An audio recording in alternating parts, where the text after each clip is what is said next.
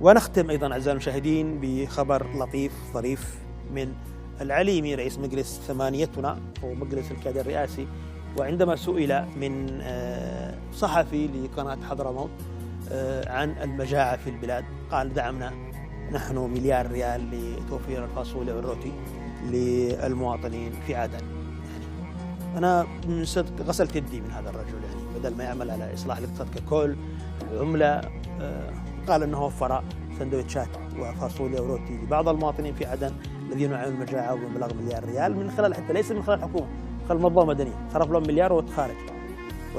وكأن هذا هو وظيفة رئيس مجلس الكادر الرئاسي. هذا مؤسف عن عقلية هذا الرجل وعن طريقته أيضا لمعالجة المشكلات ونظرته للأمور. يبدو أن الجلسة خارج البلاد تفقد مسؤولين القدرة على رؤية الأمور والمشاكل في وضعها الطبيعي، ويمارسون السلطة كناشطة مدنية مع الأسف.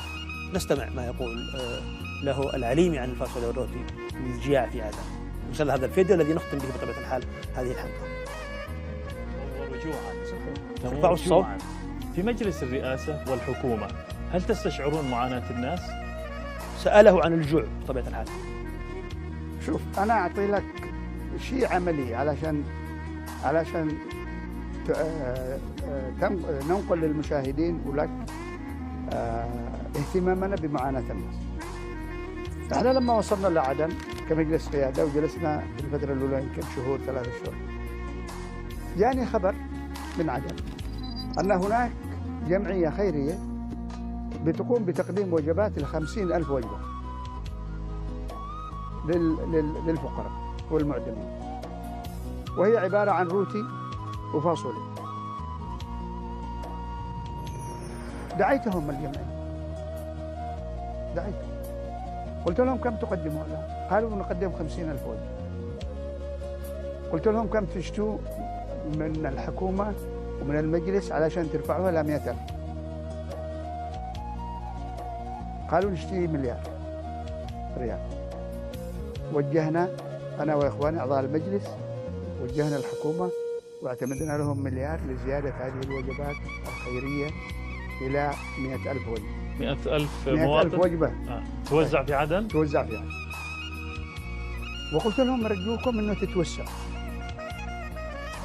يا عليمي، توسعوا. يعني نقول لك الناس جياع، قلت صرفت مليار ل50,000 وجبة لجمعية خيرية، يعني لا تدري أن هذه المبالغ توصل أو الوجبة توصل أو ما توصل. وش مسؤوليتك؟ تعمل كناشط أو كناشطة مدنية لتوفير مليار ريال لدفع وجبات للناس. المجاعة هي أعمق وأعظم من ذلك، والاقتصاد يحتاج إلى تصرفات أدهى وأقوى لإنقاذ العملة، لتوفير الوظائف، لتوفير الخدمات، وليس لتوفير 50,000 وجبة من الفاصوليا والروتي يا علي.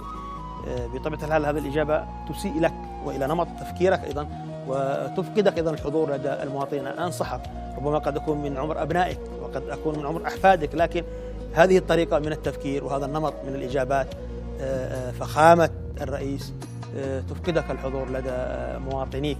ونتمنى أن تفكروا بشكل أعمق وبطريقة أرقى من هذه المسألة، أن تعالج الجوع ب50 وجبة فاصوليا وروتي. فهذه المسألة هي محل تندر من كثيرين، وأنا نفسي قرأت لكثيرين يتندرون منها ومن هذا الأداء الهزيل لمجلس القيادة أو مجلس الثمانية الرئاسي. كلما كان أداءكم هزيلا وبطبيعة الحال يخدم الطرف الآخر الميليشيا، ولا مصلحة لنا كيمنيين أن تكونوا ضعافا وبسلوب الإرادة وتتصرفون كناشطات فيما من يمارس السلطة وبشكل قوي على الأرض هو الحوثي. هذا أمر مؤسف ومزعج لنا كيمنيين، ونتمنى أن تمارسوا السلطة كسلطة حقيقية وليس بهذا الأسلوب الذي يشبه أسلوب الناشطات عن طريق الجمعيات وصرف الفاصوليا والروتي. بهذا الفيديو المؤسف من وجهة نظري نختم